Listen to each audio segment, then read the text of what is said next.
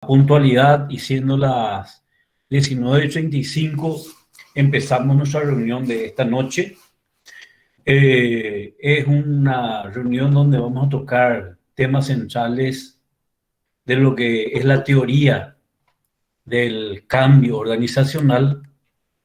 En algún momento voy a detenerme un poco a no incorporar gente y para poder explicar mejor, y después de lo iría haciendo en caso de que se sumen más. Acá veo que somos 21 más o menos, entonces espectacular. Bueno, quiero empezar estableciendo un poco con claridad qué es lo que entendemos por organización. Cuando los psicólogos, y principalmente los psicólogos que trabajamos en organizaciones, hablamos de la palabra organización o institución o empresa, estamos de alguna manera arriesgándonos en cuanto a su comprensión epistemológica, etimológica inclusive, pero principalmente lo que tenemos en mente o cuál es lo conceptual de la palabra organización. Entonces, yo le sigo mucho a un autor que explica de que para la psicología principalmente, la organización se entiende como la asociación voluntaria de personas que persiguen un objetivo que es explícito y común. Entonces ya di tres palabras claves ahí. Asociación voluntaria de personas, persiguen un objetivo que es explícito, que es conocido y común. No es que hay varios objetivos, hay un objetivo principal que todas esas personas van a perseguir. Otra característica que da esta definición es que recurren a la división del trabajo. No todos hacemos lo mismo en una organización. Otro aspecto interesante en este concepto es de que se trabaja en una perspectiva de jerarquías. ¿Qué significa esto? De que hay distintos niveles de responsabilidades y distintos niveles de atribuciones, de autoridad y de mando en este caso. Otro aspecto interesante de la organización es que todo eso se da en términos de un tiempo y un espacio. Y hoy día lo del tiempo es más fácil explicar. Hoy, por ejemplo, estamos el 28 de junio, ¿verdad? Entonces es más claro el tema de la temporalidad, pero el tema del espacio hoy día con el teletrabajo, con otros sistemas de contratación, de colaboración, de estructuración de la empresa, a veces eso se vuelve un poquitito menos claro o menos obvio de lo que antes entendíamos por organización. Repito entonces para ponernos de acuerdo un poco qué es lo que tiene que venir a nuestra mente cuando hablamos de organización. Cuando hablamos de organización, nosotros no podemos abstraernos de que es un grupo de personas. Están asociados estas personas y persiguen un objetivo que es explícito y es común. Es decir, si yo trabajo en una institución, pongo como ejemplo, voy a poner una telefonía, Claro, por ejemplo, ¿verdad? Entonces, en Claro hay una asociación de personas que trabajan juntos y que tienen un objetivo que es explícito, la comercialización, la venta de servicios de telefonía y un montón de otros productos posiblemente, recurren a una división del trabajo. Algunos hacen las antenas, otros hacen los cableríos, otros trabajan en los sistemas de comunicación, otros en la comercialización, otros cuidan de los recursos humanos, otros trabajan en la parte legal, otros trabajan en la parte financiera administrativa, otros trabajan en la parte de publicidad o marketing. Es decir, no hacen la misma función, sino son funciones distintas, pero integradas a ese objetivo explícito y común. Hay también un componente importante que es el tema de las jerarquías. En una organización hay jerarquías distintas. Es decir, el relacionamiento es asimétrico. Hay un capitán y un marinero. ¿Eh? Entonces, el capitán tiene más autoridad, tiene más responsabilidades, posiblemente gana más. Y por otro lado, tenemos un marinero que igualmente trabaja mucho, que es importante su trabajo, pero que tiene funciones distintas a lo que tiene el capitán. Esto sería al supervisor, al jefe, al gerente, al director, etc. Entonces, ese es nuestro objeto de estudio. Primera definición importante, entonces, ¿cuál es lo que es nuestro objeto de estudio en esta materia de teoría y cambio organizacional? Nuestro objeto de estudio es la organización. Y cuando hablamos de organización, debe venir a nuestra representación mental todo esto que venimos hablando. Si nosotros le preguntamos a un abogado qué es una organización, va a definirnos desde la perspectiva del derecho, de las sociedades anónimas o responsabilidad limitada, de todo lo que jurídicamente o como personería jurídica podría representar una organización. Si nosotros le preguntamos a un economista, nos diría que es una unidad de producción que está insertada en una sociedad y que tiene tales y tales características. Pero nosotros, los que trabajamos en ciencias sociales y principalmente los que trabajamos en cambio organizacional y muchos también que estamos desde la psicología del trabajo, entonces tenemos esta definición inicial. Por cerrar este punto, entonces, entendemos por organización, entonces un conjunto de personas que están asociados, que buscan un objetivo que es explícito, todos saben, es decir, no hay secretos, es común, todos vamos hacia el mismo norte, hacia el mismo objetivo, hay una división del trabajo, algunos planificamos, otros vendemos, otros compramos, otros hacemos la parte operativa, otros hacemos la parte técnica, ¿verdad? Hay una cuestión de jerarquía, entonces la jerarquía se establece en función a qué, en que hay gente que tiene responsabilidades de dirección, de decisiones, y hay otros que tienen una participación más de apoyo o más técnico o más de colaboración en los procesos. Y esto se da o se conjuga en una coordenada de tiempos y espacios. Teniendo esa primera definición de lo que es una organización, yo quiero que eso se instale en la cabeza de ustedes. ¿Por qué? Porque esta definición les va a servir también para las otras asignaturas.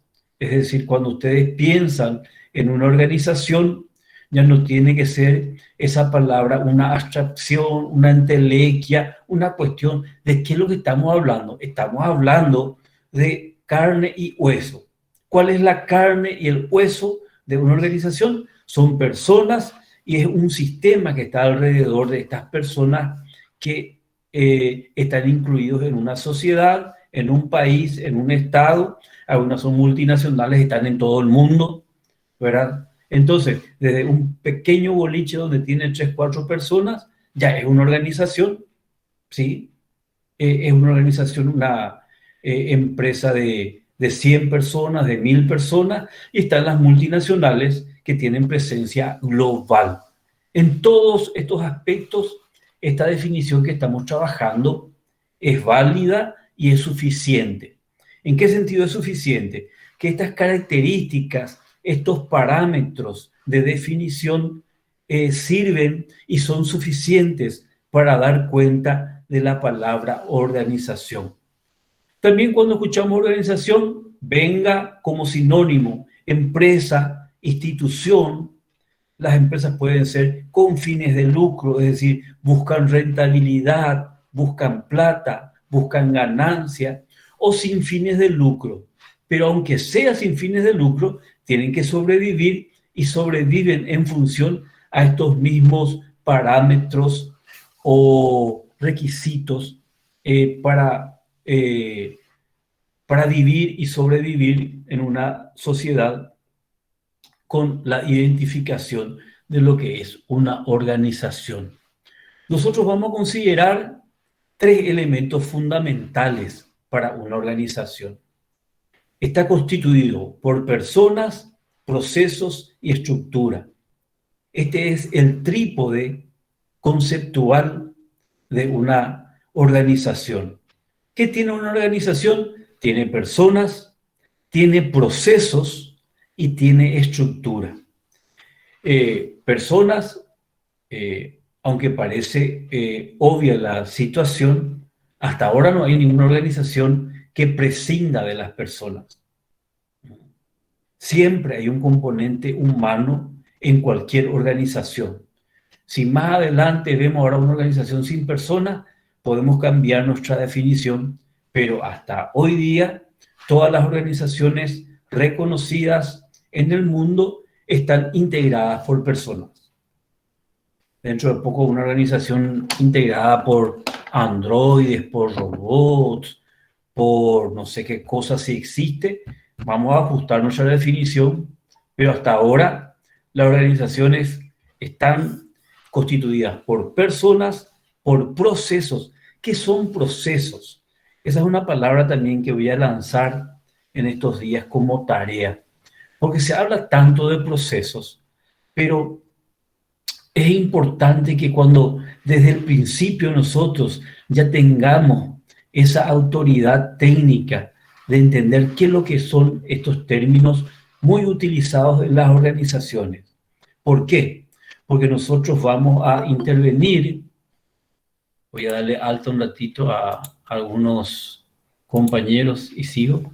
Nosotros vamos a movernos en un escenario que son las organizaciones y no somos los únicos ahí. Nosotros como psicólogos laborales vamos a integrar un equipo de profesionales, de especialistas, pero no todos vamos a hablar de psicología. En las organizaciones se hablan de negocios y los negocios, las industrias, están hechos de procesos. Procesos entonces son acciones continuas y correlativas que a su desarrollo se permiten lograr ciertos resultados.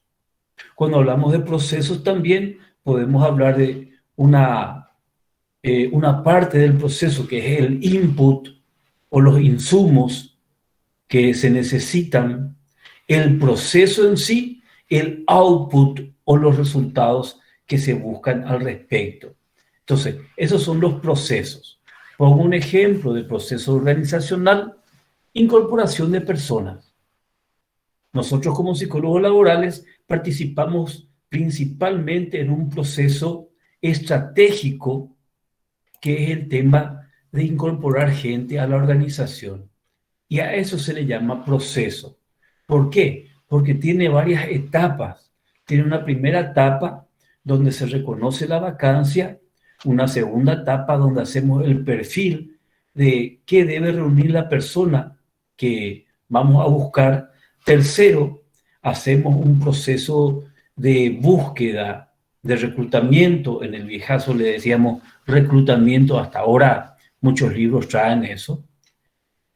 Hacemos el proceso de evaluación correspondiente, hacemos la terna o la definición de los postulantes, le incluimos a ese postulante y también posiblemente le incorporemos en un proceso de familiarización, de inducción, de aterrizaje al cargo y al ambiente socio-laboral de una organización. Todo eso que les mostré y que tiene un continuo, que están relacionados de manera ordenada, desde un comienzo hasta un final, es lo que se llama en las empresas proceso. Entonces, ahí pueden participar una persona o varias personas, pero eso es un proceso. Es la segundo elemento fundamental de una organización. Y el tercer elemento es la estructura. Cuando en organizaciones se habla de estructura, se habla de cómo está organizada la empresa en términos de sistemas de trabajo, en términos de departamentos, divisiones, gerencias, en términos de distribución de trabajo, en términos de jerarquía y mando, y en términos, si se quiere, también de cómo esa estructura plantea cuestiones tecnológicas que pueden variar de varias formas. Entonces, esos son elementos que constituyen una organización. Eh, Bajo más un concepto y después les hago algunas preguntitas y le doy un tiempo por si hay algunas dudas o algo que quieran aportar. El cambio. A nosotros nos toca no estudiar solamente la organización, sino la organización y cómo se gestiona el cambio en una organización. Muchos autores coinciden de que las empresas cambian te guste o no te guste. Es decir, vos estás en tu organización, sos el director o el propietario o sos el capo de la psicología ahí, y dice que las organizaciones cambian por influencias externas y por influencias internas. Pero el cambio puede ser azaroso. Es decir, yo tenía una empresa que le iba súper bien, vino la pandemia, supongamos que haya tenido un restaurante, y me dijeron, vos tenés que cerrar. Sí, pero yo tengo 10 cocineros, tengo 20 mozos, tengo 50 funcionarios que trabajan para mí y que yo le doy su salario a partir de abrir mi restaurante. O si no, me voy al mazo. No, pero por 30 días vas a cerrar. Mazzoleni y Sequeira dicen que tienen que cerrar y no te queda otra. Entonces, yo no quise cambiar mi restaurante, pero pasó algo afuera y violentamente, impositivamente, clausuró mi restaurante. Ese es un ejemplo de cómo los cambios vienen o pueden venir de afuera y el sistema que contiene a una organización tiene factores políticos, económicos, legales, educacionales, jurídicos, climáticos, etcétera, que están alrededor de ese sistema que se llama organización y que permanentemente van influyendo. Yo como organización me veo forzado entonces siempre a generar los ajustes internos para adaptarme a lo que pasa en el medio ambiente donde yo estoy protagonizando mi organización. Eso le pasa a todas las organizaciones y a eso se le llama también sistemas abiertos. Es decir, en todo lo que es el estudio de las teorías sistémicas de Bertalanffy y otros autores de clase mundial, ¿qué es lo que nos muestra? De que hay un sistema mayor donde ocurren las cosas y nosotros en las organizaciones estamos metidos dentro de ese sistema. Entonces, el cambio es una realidad transversal a todas las organizaciones y cómo uno lo va administrando, cómo lo va gestionando, cómo lo va reconociendo, es lo que vamos a ir conversando, analizando, estudiando en estos encuentros que, por cierto, van a ser muy dinámicos, van a ser muy fluidos y va a necesitar de que pongamos mucha energía para quitar el mejor producto de estos espacios. Hasta aquí quiero llegar como una primera parte introductoria. Le dimos un trabajo, estuve mirando esta mañana, esta tarde, me encantaron las respuestas. En algunos casos voy a hacer algunos señalamientos, pero aquí quiero parar un poco la rueda y quiero saber si hay alguna duda, alguna pregunta. El primer día, ¿qué es lo que dijimos? De que ustedes tienen el permiso total de, de preguntar, de desconocer cosas, porque están viniendo de un proceso general y ahora están aterrizando en una especialidad o en un énfasis que es la psicología laboral y que por supuesto eh, trae muchas novedades, muchas cuestiones nuevas. Escucho. Profe, yo quería hacer una consulta respecto a lo que dijiste del cambio externo. Yo estuve leyendo los materiales y quería consultar. En la parte de cambios internos de una organización habla de la autoconciencia. Y, por ejemplo, un cambio dentro de la organización sería que un restaurante trabaje exclusivamente solo por delivery o decida abrir su web. Eso, o sea, un mismo evento puede generar cambios externos e internos dentro de una organización. Eh, en cuanto a desde dónde se genera el cambio es la pregunta, ¿verdad? Y los cambios externos parecieran más obvios. ¿Por qué? Porque si yo tengo una empresa y hay una caída del dólar, a mí eso me puede afectar positivamente o negativamente según cuál sea mi negocio, ¿verdad? Entonces, para muchos negocios que el dólar baje va a convenir y para otros negocios no va a convenir. El, los factores externos al cambio organizacional, eh, vamos a ver con más detalle, pero Lorena tiene que ver, por ejemplo, por cambios políticos, cambios sociales, cambios económicos, cambios tecnológicos. Por ponerte un ejemplo, este tema del delivery es nuevo. Ustedes son testigos de que ni 5 años atrás, demasiado poco había del delivery. Pero ¿qué es lo que ocurre? Ocurre de que se cambian las reglas y en vez de que yo me vaya a, a una pizzería para comprar la pizza, me conviene más pagar un 7.000 o un 10.000, ordeno la pizza, espero en casa, eh, reservo mi tiempo para estar con mis amigos o con mi familia, no saco el auto, no hago un doble viaje innecesario. Entonces es como que el mercado dice hoy día de que eh, va a ser difícil competir en ciertos rubros si no desarrollas la línea del delivery. Y entonces ese cambio que se da afuera hace que la competencia me exija a mí reinventarme, crear de nuevo una serie de cosas. Ese es el cambio más desde lo externo.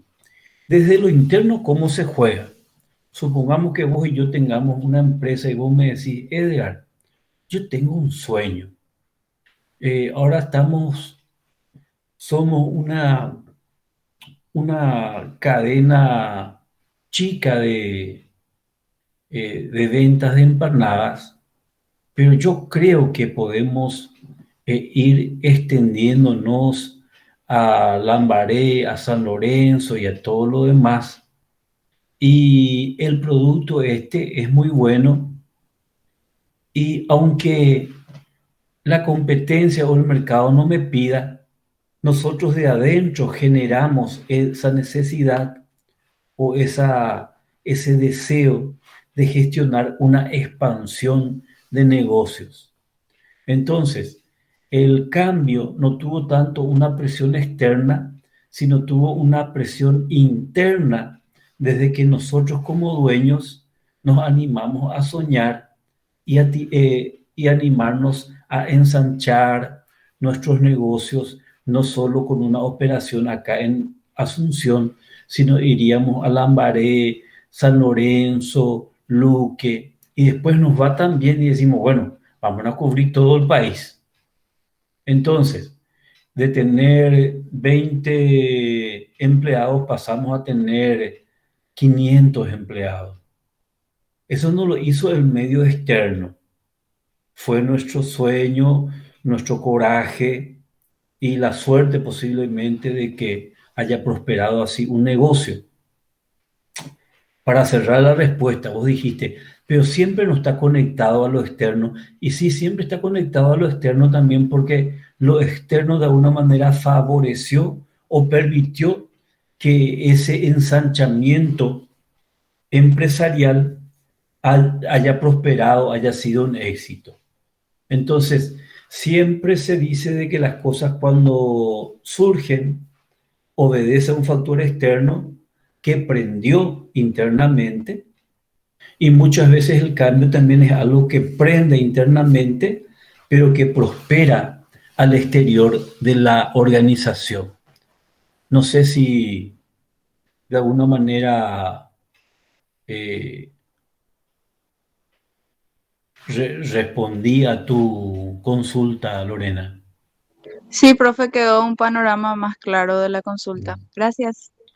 Es decir, acá lo que en teoría se dice es si el cambio fue disparado desde afuera o desde adentro, para ser más directo.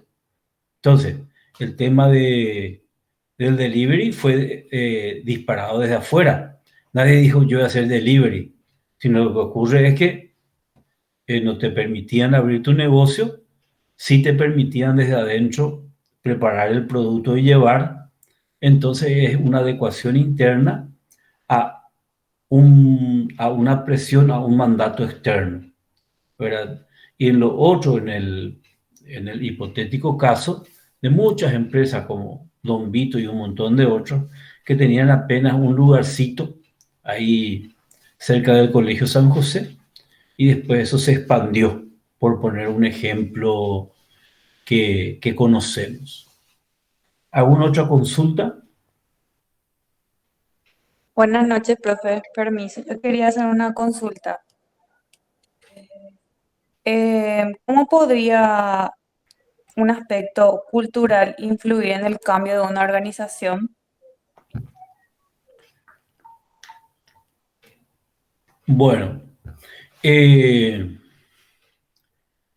a ver qué ejemplo. Estás tocando un tema que en lo que es psicología organizacional es uno de los temas más complejos, Rocío. Cuando hablamos de cultura, hay una cultura que tiene que ver con la forma en que somos en un país, en una región, y que de alguna manera nos caracteriza, ¿verdad? Las costumbres, los hábitos, las creencias, las formas de ser. Eso es cultura. ¿Qué ocurre? Te voy a poner un ejemplo. Si yo te digo, Rocío, vamos a comer hamburguesas, eh, y te doy tres opciones. Te doy Mostaza, te doy Burger King y te doy McDonald's. ¿Dónde nos vamos?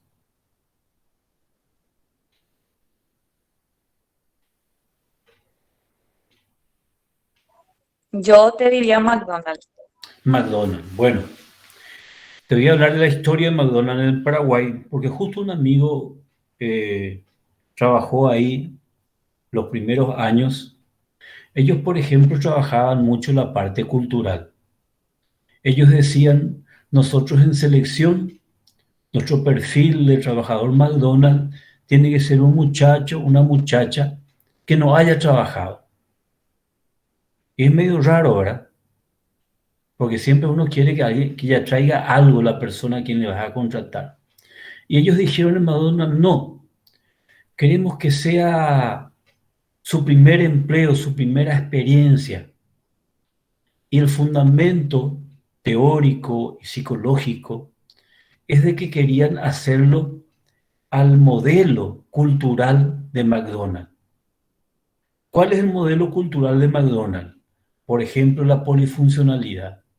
Vos tenés que saber barrer, repasar, cocinar, preparar la hamburguesa, tenés que saber preparar, servir el helado, tenés que servirle a la gente, si hay cumpleaños tenés que ser un poco de payasito y un montón de otras cosas.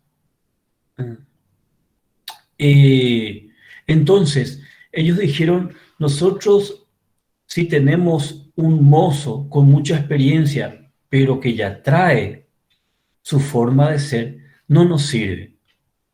Entonces, por mucho tiempo, hace tiempo nomás no voy a los locales de McDonald's, pero ahí a vos se te caía la gaseosa, al minuto te reponían. Estaban atentos a que vos necesites algo, es decir, se conformaba una cultura diferente y se trataba en ese sentido de que el valor, McDonald's ustedes saben que tiene una universidad corporativa que trabaja justamente en darle esta marca cultural a los negocios que ellos manejan. Y bueno, ese es el aspecto cultural del cual estamos hablando, Rocío. Entonces, cómo la cultura o cómo ciertos modelos culturales pueden plantearse en el cambio organizacional. Eh, no, no sé si te respondió de alguna manera eh, ese planteamiento, Rocío. Sí, profe, gracias. A propósito, ¿ustedes saben cuál es el negocio de McDonald's en el mundo? A ver si alguien sabe. Ellos están enfocados más en la rapidez del servicio que en la comida, profe. Fueron los primeros en hacer como la idea de lo que es comida rápida, según tengo entendido. ¿Ya alguien más tiene algún conocimiento de a qué se dedica McDonald's en el mundo?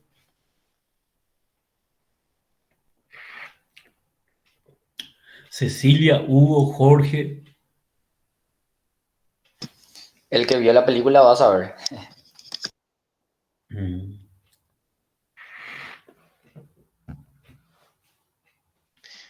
Yo Le- admito que vi la película, pero no me acuerdo, profe. Sé que era ocurre- de Arco de la Felicidad. Mm. Ya. Ustedes saben que McDonald's, uno de sus negocios más importantes es el negocio inmobiliario. Ellos en el mundo son dueños de las esquinas y de los locales comerciales mejor ubicados en todo el mundo. Le doy un dato. McDonald's tiene en metros cuadrados más propiedades que la Iglesia Católica. Entonces, el negocio de ellos es, arman sus locales, colocan sus negocios y cuando hacen franquicias, te venden la ubicación de su negocio y la franquicia en sí. Pero ellos ganan tanta plata en las hamburguesas como ganan en los locales inmobiliarios que tienen en todo el mundo.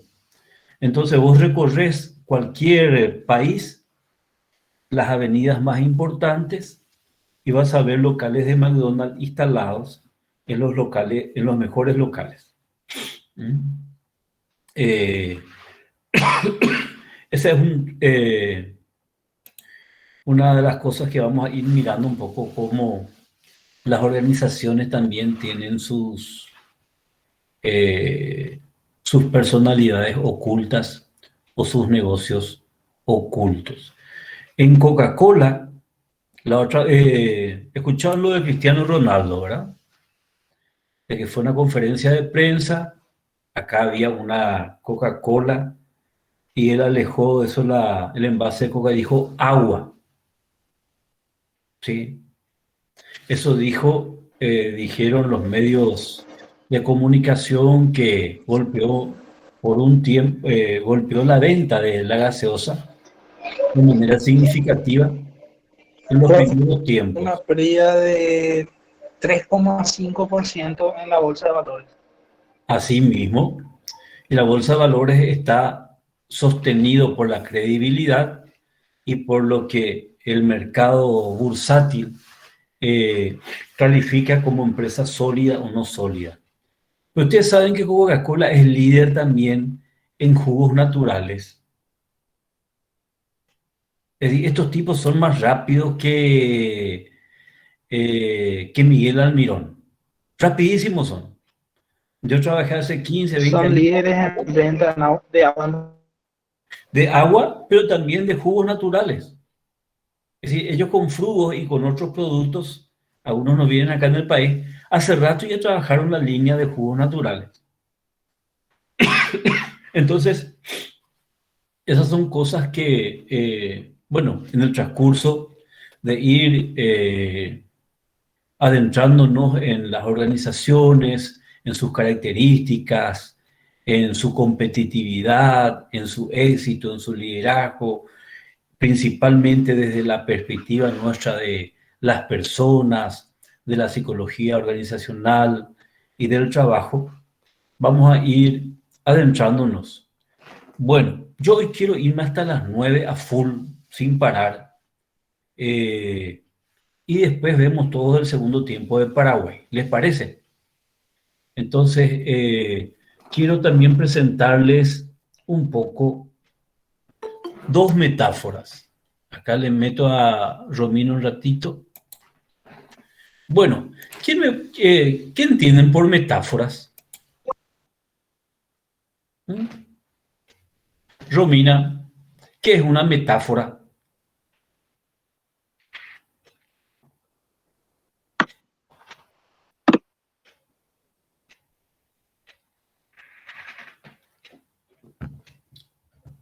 Lo que te viene a la mente nomás.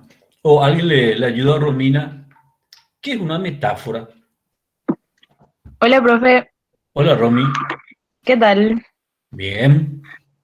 Y no sé, algo diferente. Algo diferente. Mm, yo- Un Una pensamiento idea con un abstracto, profe. concepto diferente podría ser.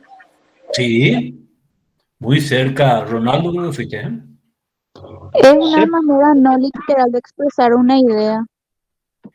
Ahí Lorena dio en el clavo. Es un ahí recurso, está, ese. es un recurso literario, ¿verdad? Que te explica algo mostrándote otra cosa. Entonces, te explica algo, pero te explica mostrándote otra situación. Esa es una metáfora. Y nosotros vamos a dar acá hoy una metáfora muy conocida en el mundo de las organizaciones, que es la metáfora del sapo hervido o de la rana hervida, también le llaman. Esta metáfora habla de que en un experimento hecho en el ámbito de la biología, en una cacerola vos pones agua natural, pones en la hornalla y metes para calentar y le tiras a un sapo ahí y el sapo se queda. Pero como tiene fuego esa cacerola, el agua se va calentando progresivamente. Se va calentando y cuando ya está más o menos hirviendo la cacerola o la olla donde pusimos el sapo cuando quiere defenderse ya su cuerpo pasó por el agua hervida y ya no tiene posibilidades de salir vivo de la olla. ¿Qué pasó con este sapo? Los biólogos dicen de que los sapos carecen de un sistema que les alarme cuando la temperatura progresivamente va aumentando, pero cuando se da cuenta ya es tarde. Ese es el primer experimento en biología. El segundo experimento dice que si tenés una cacerola o una olla, pero con agua hirviendo ya, y pones ahí el sapo salta. ¿Por qué? Porque su sistema sensitivo y de temperatura le dispara la alarma y salta. Entonces tenemos dos experimentos, ¿verdad?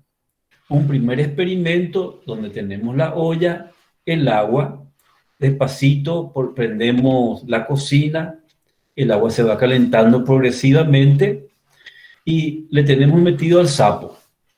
Este sapo va a estar ahí, no va a notar de que va creciendo la temperatura porque su sistema perceptivo y de temperatura no le da ese signo de alarma. Y después cuando quiere salvarse, ya es tarde porque hirvió el agua estando él dentro de la cacerola o de la olla. En el experimento 2, lo que muestran es que si le pones a un sapo en agua que está hirviendo, el animal, como tiene un sistema perceptivo, cuando está muy caliente, salta y se salva o salva su vida en este sentido.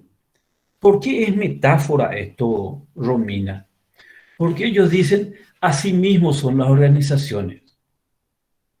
La cacerola es el medio ambiente, es el escenario donde están las empresas, ¿verdad? El sapo es la organización y el agua son los cambios, los distintos cambios que van ocurriendo en el mundo. Cambios políticos, cambios financieros, cambios económicos, cambios sociales, cambios en la salud, como en el caso de la pandemia, cambios legales, cambios de distintos tipos. Si la organización, dice la metáfora, no se da cuenta de estos cambios, cuando quiera reaccionar ya va a ser tarde. ¿Por qué? Porque estos cambios sociales, políticos, tecnológicos, financieros, educacionales, jurídicos, ecológicos o lo que se quiera, le van a consumir, van a perder competitividad y después le va a ser difícil seguir vigentes como organización. Entonces, la literatura muestra un montón de empresas que antes que existían, que eran exitosas, que eran rentables y que, como a este sapo, no supieron adaptarse o no supieron estar atentos a los cambios que venían, que cuando quisieron cambiar ya fue tarde. Ese es el primer experimento que nos enseña esta metáfora. El segundo experimento que muestra la metáfora es que hay empresas muy sensibles a los cambios y que reaccionan rápidamente ¿a qué efecto? A los efectos de ajustarse. Pongo un ejemplo rápido.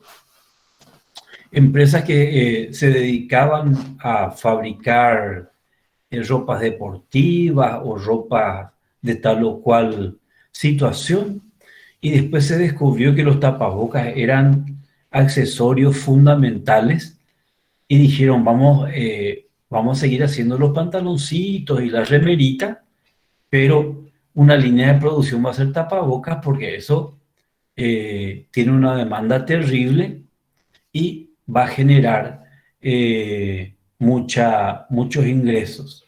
Entonces vimos que con esta pandemia hay empresas que se fueron para arriba, pero sensacionalmente, y hay otras que no pudieron reinventarse o que les costó reinventar y que fueron, por ejemplo, cerrando o cambiando de rubro. Les escucho.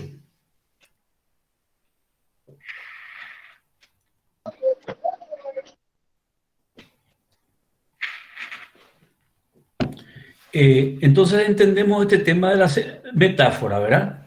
La metáfora tiene una primera parte que es comentar un poco qué es lo que ocurre desde el comparativo literario, que es un poco este experimento de biología, y la metáfora se cierra cuando eso lo transportamos al ámbito de la organización. Entonces se hacen ciertas corporaciones, ciertas comparaciones equivalentes. El agua, el fuego, el medio ambiente, el mercado, los cambios que ocurren en el mundo, ¿verdad? Todo eso es. Y la organización es un poco el sapo. Entonces, podés como organización ser un sapo que no siente esas cosas, o bien reaccionar como hizo el otro sapo con el agua caliente. Profe, ¿podría dar dos ejemplos de empresas que se supieron, uno se supo sacudir, digamos, a tiempo y poder evolucionar, que fue la empresa Samsung, que ellos o sea, al inicio de Samsung, ellos se dedicaban a la venta de arroz.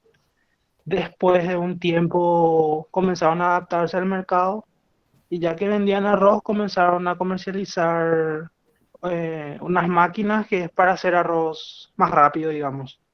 Y ahí ellos comenzaron a adaptarse porque comenzaban a perder terreno porque había muchas empresas que comercializaban con arroz y ellos comenzaron a adaptarse al mercado y a traer electrodomésticos y demás. Y así pudieron llegar a ser la empresa que es hoy en día, que es, si no me equivoco, una de las más grandes en el área de tecnología. Otra empresa que también del área de la tecnología se fue a la quiebra total es Nokia y BlackBerry. Nokia estaba en la cabeza de todas las marcas de celulares. ¿Quién no tuvo un Nokia acá? Y en un descuido, en 2 años,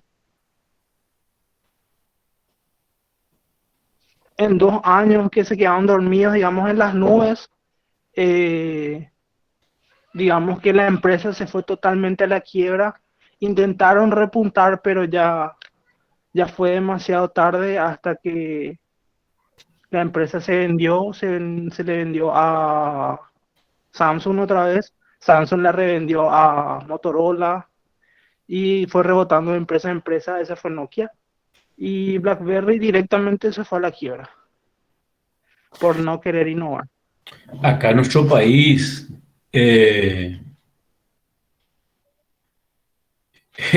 Nokia 1600 es chiquitito a color. Ese es un teléfono que me ofertaron la otra vez. Bueno, Tira por la pared y se rompe la pared.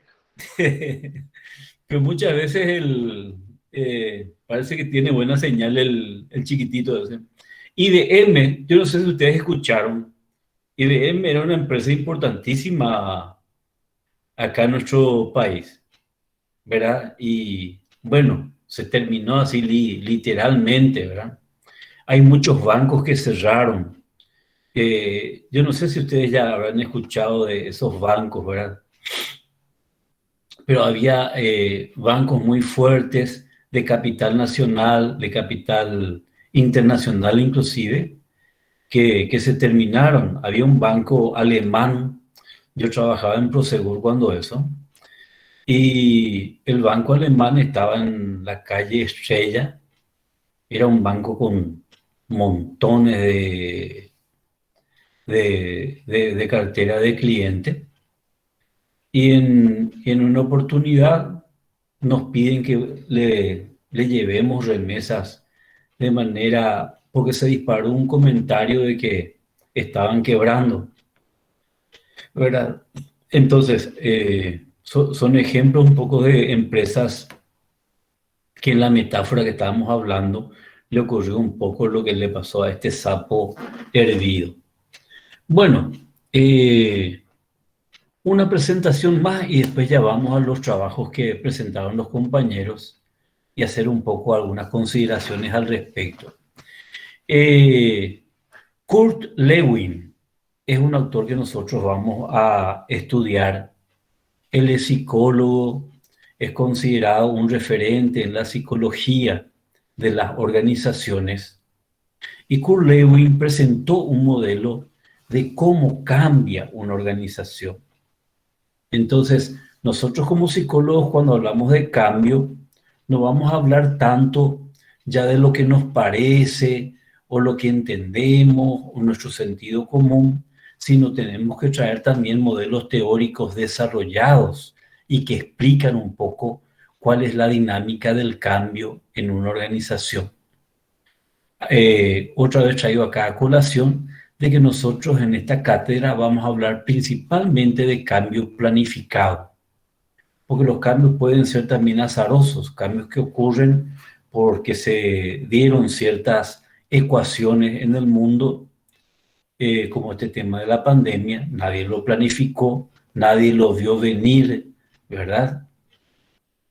Pero hay cambios que yo puedo gestionar, que yo puedo planificar, que yo puedo visualizar en una organización y con la voluntad, con el propósito, con el plan específico, y a eso es que le llamamos cambio planificado. Hablando entonces de cambio planificado, Kurt Lewin dice, para que yo desarrolle un cambio en una organización, yo necesito desarrollar 3 etapas. Una primera etapa que él le llamó descongelamiento o descongelar. Un segundo momento donde él habla de generar u operar el cambio. Y un tercer momento que él lo plantea como recongelar ese cambio que se operó en la segunda etapa.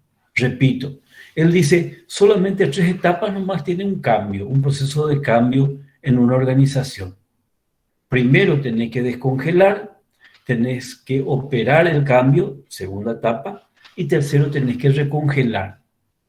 Parece eso todavía fácil y me parece muy, muy didáctico, muy amigable su teoría. ¿Qué dice también Kurt Lewin? De que una organización y la situación actual de una organización es producto no del azar, sino de una serie de elementos que condicionan que la empresa esté de tal o cual manera. A ese estado actual de una organización, él le llama status quo, el estado actual de una organización. Voy a poner un ejemplo para que vayamos aterrizando esto y viendo cómo él propone que debe gestionarse y operativizarse un proceso de cambio. En la primera parte, él habla de descongelar el status quo. Y voy a poner un ejemplo.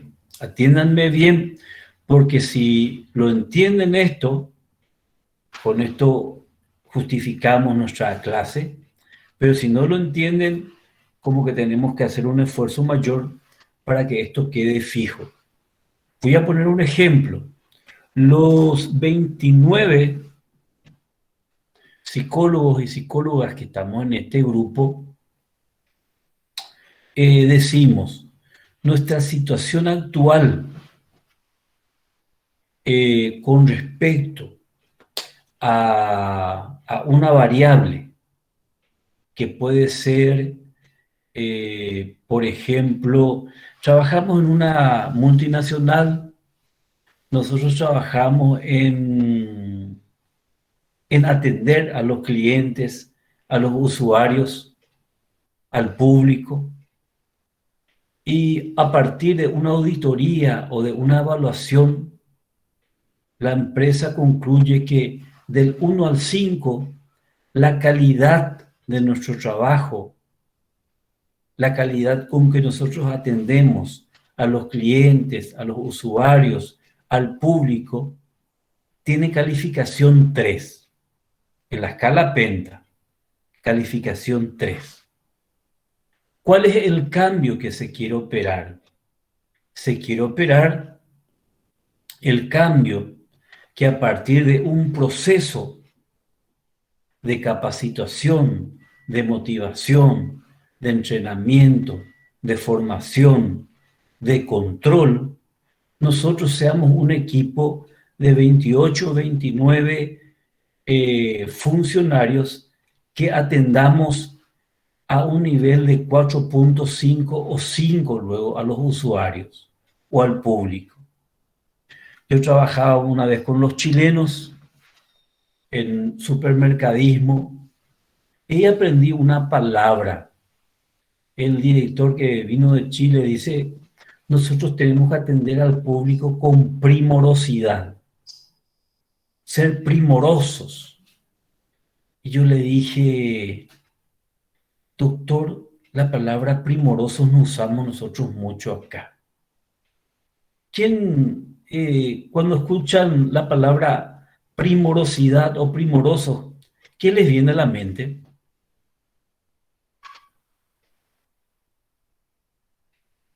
Que tenga que ser como prioridad y que tenemos que ser agradables, supongo. Eso es lo que me viene a la mente. Tenerle al cliente como prioridad y ser lo más eficientes y agradables con el cliente. Uh-huh. ¿Alguien más? Profe, bueno, primorosos yo relaciono con primor, que viene de encanto, ser encantadores con los clientes. Sí, Betania. Patricia. Yo iba a decir lo mismo. Ah, bueno. ¿Y a vos te parece, Patricia, que está bien encantarle al cliente? Y no sé, la verdad, dependiendo mucho. A ver, ay, no sé, profe.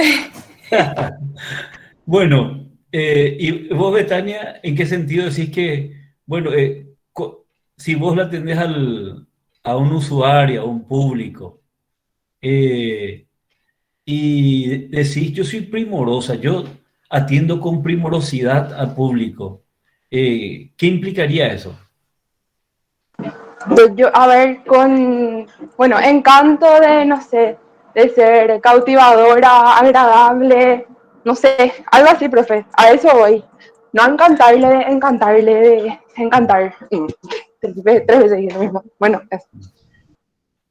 Bueno, una traducción que tiene la primorosidad es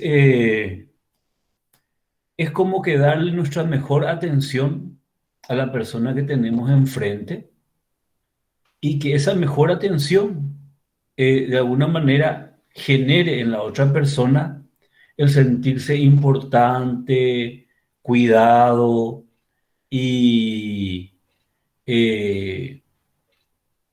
bien atendido por alguien, ¿verdad? Por el sistema. ¿Alguien de ustedes suele ir a no estoy haciendo propaganda, el harinero, la panadería? Yo una vez, profe, me fui a comprar el pan que se vende ahí, que es súper famoso, el cañoncito. Es muy rico. En el harinero. Sí, ahí mismo. ¿Y te llamó la atención o no cómo te atendieron? Sí, eran muy amables. En época de pandemia fui bastante agradables. Mm, ya. Porque así como modelo de atención, entre otras cosas, yo me voy mucho ahí, ¿verdad? Primero porque me gusta mucho la parte de panificados y los productos que ellos hacen. Y porque hacía años también les había hecho una consultoría. Y yo en algún momento al dueño, que era uno de los capacitadores, le pregunté cómo hacía para que su gente desarrolle esa primorosidad. Porque vos entras y buen día, ¿cómo le va esto, lo otro? ¿Qué le vendemos? Y cuando salís ya y le pagaste todo, que tengan un hermoso día, te dicen. No sé si hasta ahora están con esa política de primorosidad, ¿verdad? Pero un poco en el ejercicio que estamos haciendo, la primera etapa es ser conscientes de cómo estamos atendiendo, de que podemos mejorar nuestra atención al cliente y pasar de un 3 que es bueno a un 4 que es muy bueno, a un 5 que es excelente. Entonces, para eso hacemos cursos, entrenamiento, hacemos roleplay, hacemos controles indirectos, y supongamos que de la primera etapa, que es descongelar, pasamos y generamos el cambio. Y al generar el cambio, se mide nuevamente nuestro desempeño como funcionarios que atienden a las personas y nos califican 4,5, 5. Se generó el cambio. Kurt Lewin dice, hay una tercera etapa y que es recongelar el cambio. ¿Qué significa para él eso? Que ese nuevo hábito, ese nuevo comportamiento, esa nueva manera de ser, de hablar, de comunicarse, de relacionarse, de atender al público, debe de alguna manera empezar a formar parte de la personalidad de toda la organización.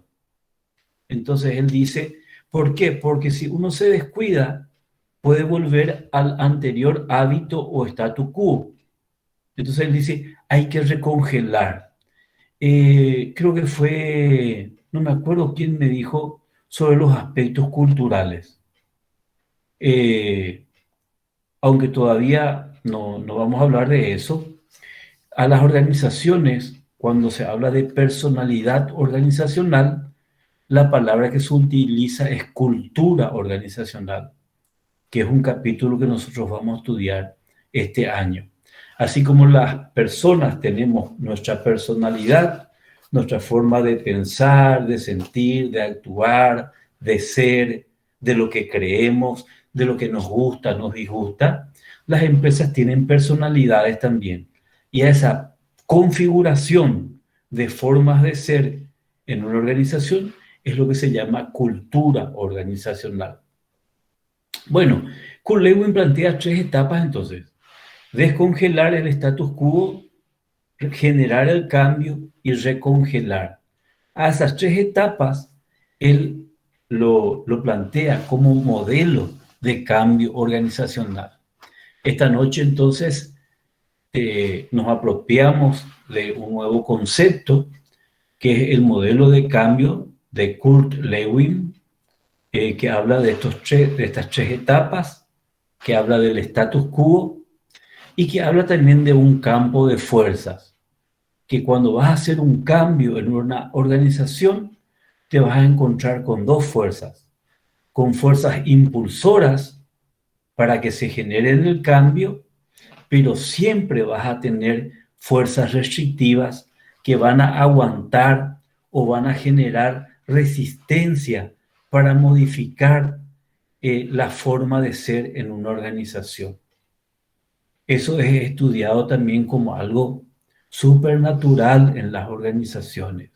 Es decir, el cambio forma parte de la vida organizacional, pero la resistencia o el resistir al cambio también forma parte de la realidad organizacional. Entonces nosotros como expertos o futuros expertos en organizaciones, en psicología de la organización y en cambio organizacional, reconocemos esas 2 realidades. Que las organizaciones, nos vamos a la mente, que lo que son organizaciones, no son edificios, no son maquinarias, son personas para nosotros, ¿verdad? Son susceptibles del cambio, pero que en ese proceso de generar el cambio siempre va a darse también los aspectos de resistencia al cambio.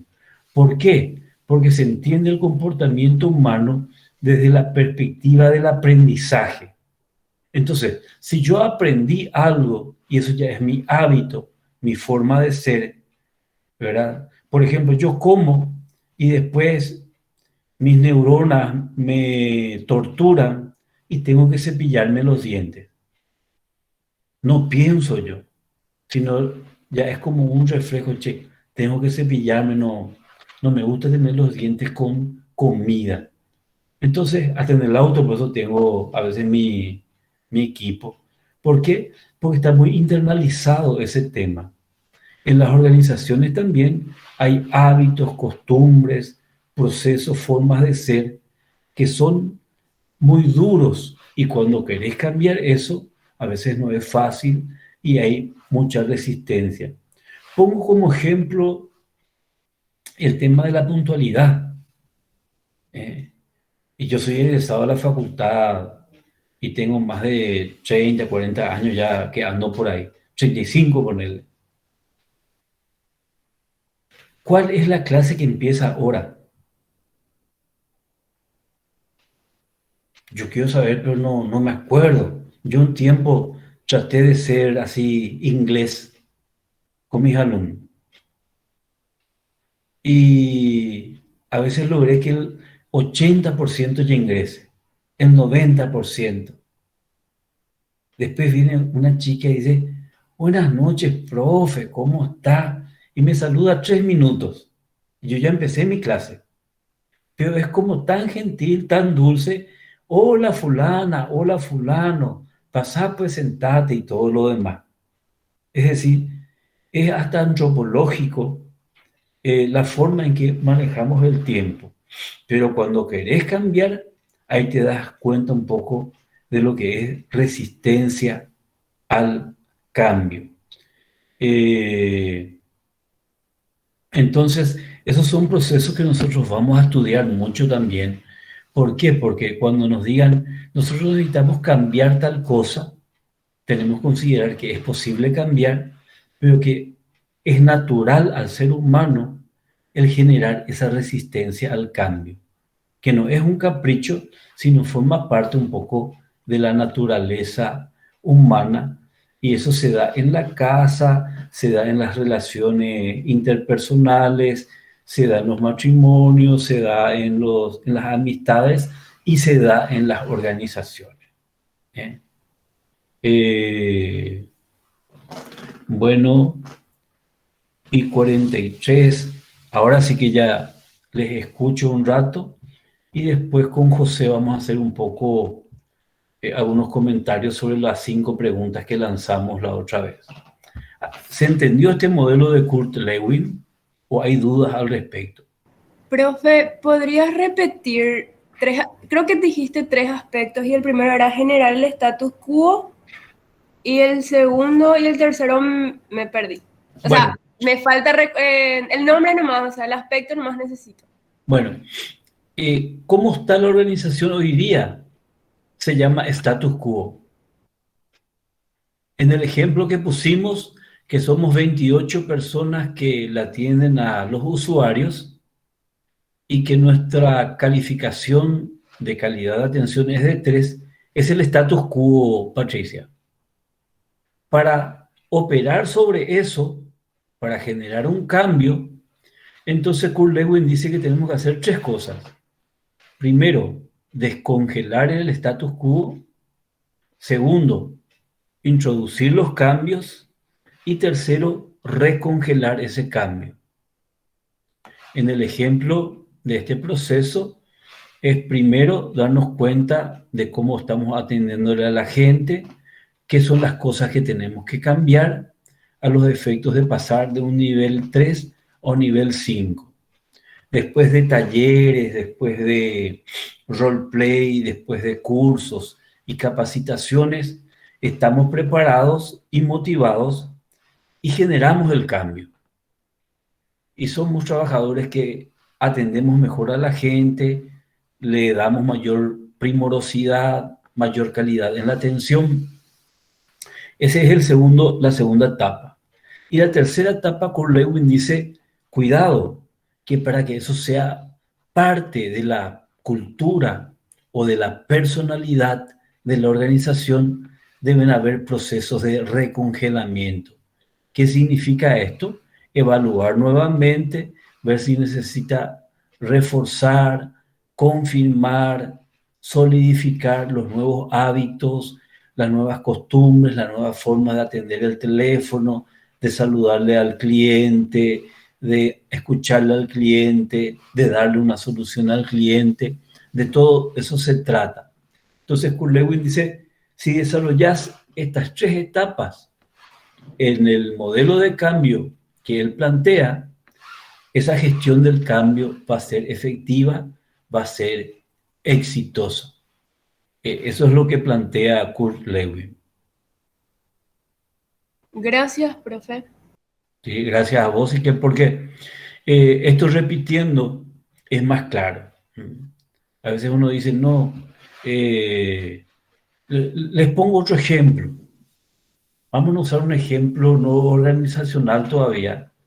Después ya todo va a ser organizacional, pero voy a poner un ejemplo personal. Voy a tomarle a alguien del grupo. ¿Me permiten? Voy a mirar acá quiénes estamos. ¿Qué nombre me llama la atención aquí?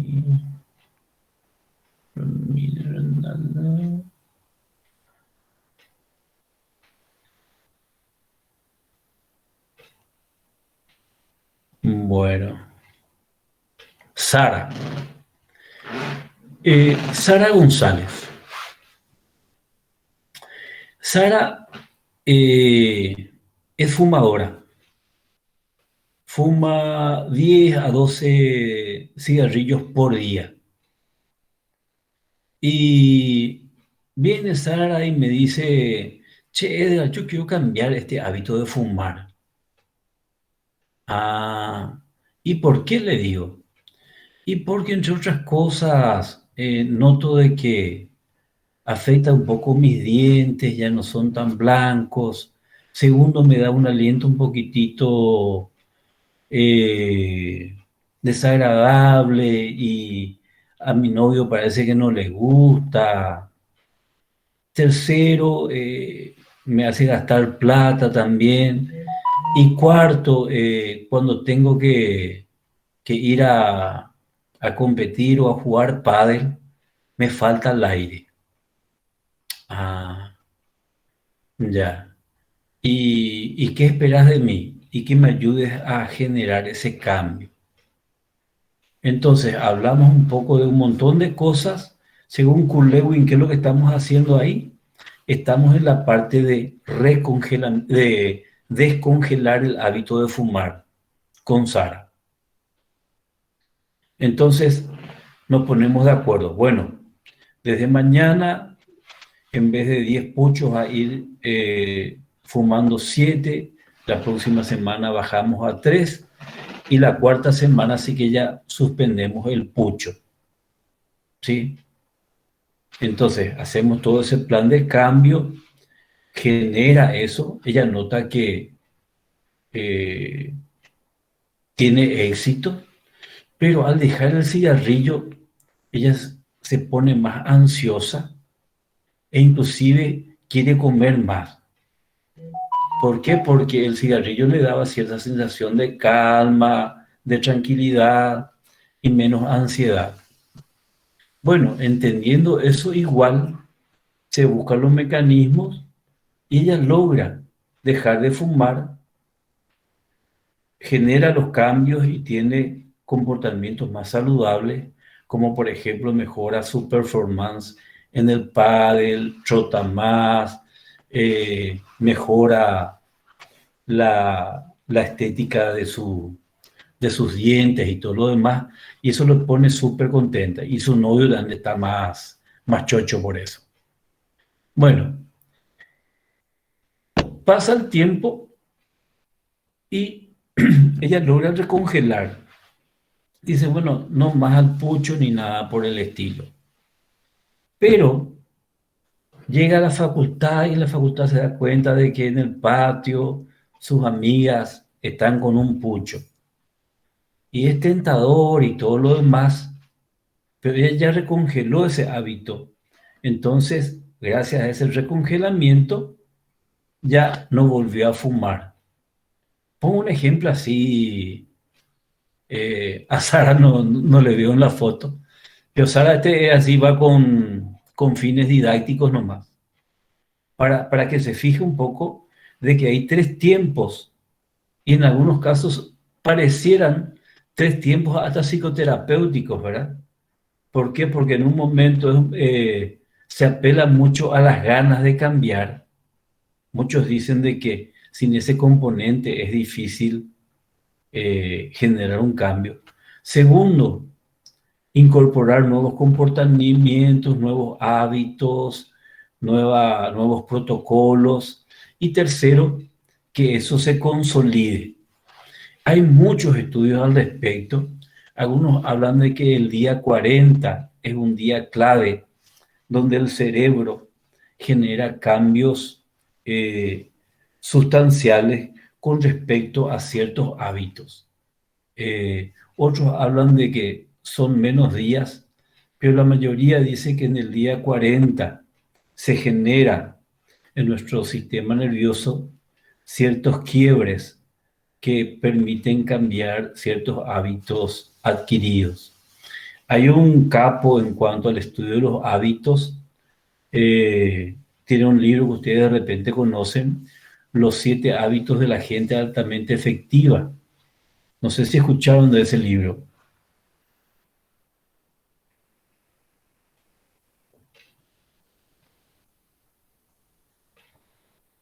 ¿No escucharon de este libro?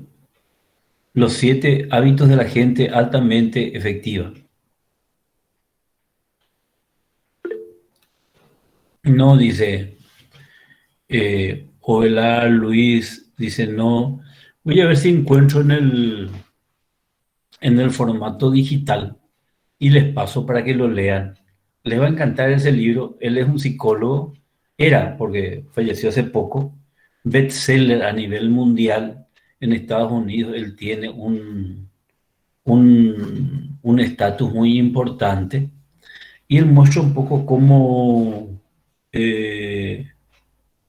no sé, por ahí alguien parece que ya tiró el libro. De alguna manera también muestra cómo en este modelo se pueden plantear ciertas cuestiones. Bueno, yo les prometí que cerremos 20 las 9, ¿verdad?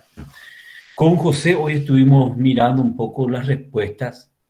Tengo ya anotado un montón de detalles. Muy bien, algunos trabajaron desde investigar luego y me ponían referencias bibliográficas y otros daban también su parecer espontáneamente. Y una de las preguntas tenía que ver si el cambio empieza desde arriba o desde abajo. Y realmente la biblioteca no tiene una sola respuesta, pero generalmente se dice que en las organizaciones el cambio se genera desde la cabeza de la organización y eso va permeando hacia abajo. ¿Y por qué eso tiene mayor ocurrencia? Porque los niveles altos de la organización tienen mayores recursos, los niveles de decisión son más fuertes y el poder organizacional también generalmente está en mayor medida concentrado en los niveles gerenciales o directivos. Pero hay muchas experiencias donde desde los niveles operativos o básicos se generaron cambios importantes que al final afectaron a toda la organización. Pongo un ejemplo más rápido. En nuestro país, en las instituciones públicas, en los hospitales, sanatorios, ustedes saben que las enfermeras antes trabajaban hasta 12 horas por día. Después dijeron, no, esto es insalubre. Nosotros cuidamos vidas humanas, 8 horas no tenemos que trabajar. Y después vieron que en el mundo y acá en Sudamérica, justamente por cuidar la salud del personal de blanco y principalmente de los pacientes, también se dijo un horario conveniente, ergonómico, sano, es de trabajar 6 horas. Eso no vino desde los niveles superiores, sino que las enfermeras mismas hicieron la presión para desarrollar esa situación.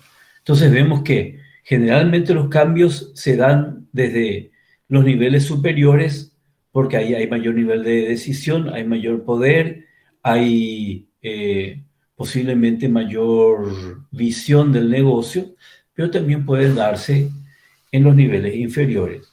Otra pregunta que hicimos era un poco qué tiene que ver el psicólogo laboral con el cambio. Y se van a dar cuenta que tienen que ver muchísimo, porque nosotros de alguna manera vamos a estudiar este proceso de cómo generar cambio en las organizaciones, y nosotros generamos cambio ya desde cómo incorporamos gente.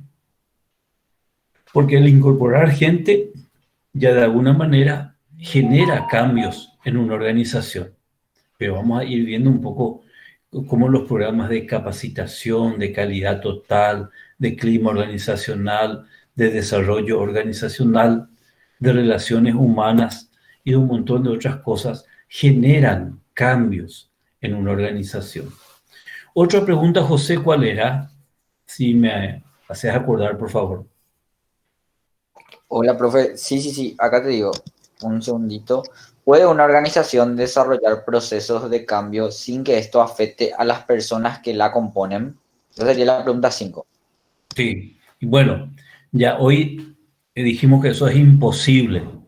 ¿Por qué? Porque la organización no es una entelequia, no es una abstracción, sino que para todos y principalmente para nosotros los psicólogos laborales, la organización no solo está compuesta de personas, sino que la organización son personas.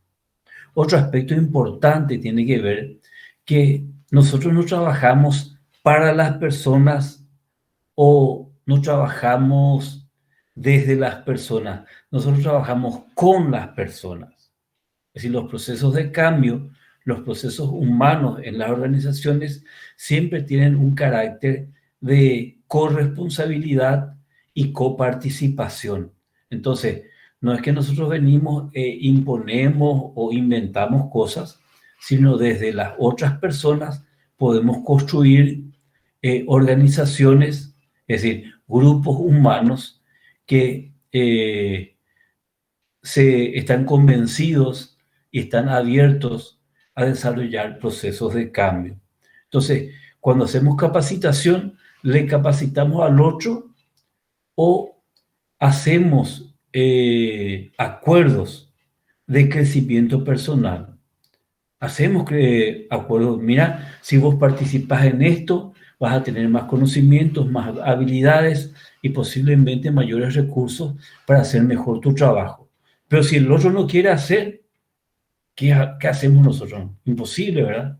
Entonces, en la mayoría de los procesos de gestión de personas, trabajamos con los otros y ese es un tema importante a desarrollar. Entonces, ¿una organización puede cambiar sin cambiar a las personas? Imposible. Imposible. ¿Por qué? Porque por definición la organización son personas. Ahí ya empezamos a encontrar que esta pregunta está mal formulada. ¿Por qué? Porque no hay organización escindiendo o prescindiendo de las personas.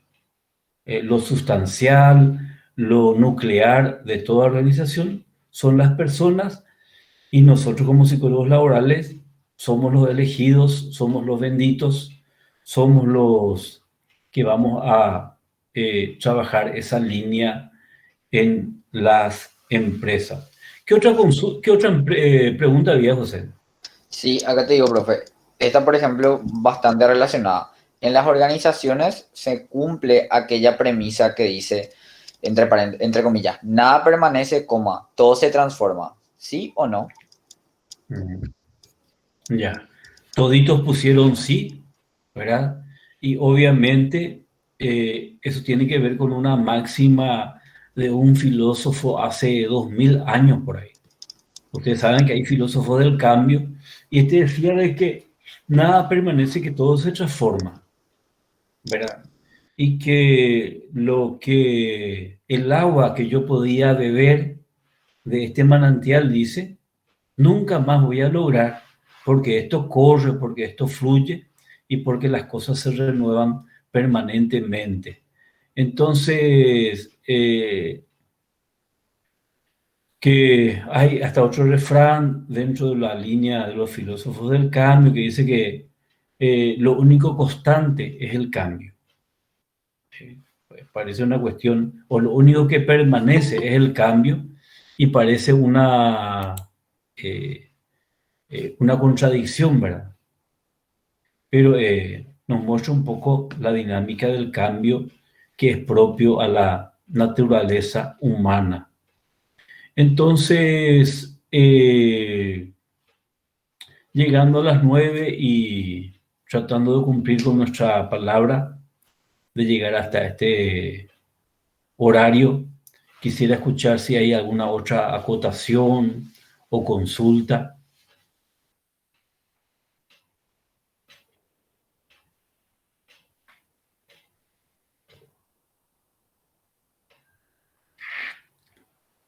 Si no hay, entonces quedamos nosotros para el viernes, entre el miércoles y el jueves.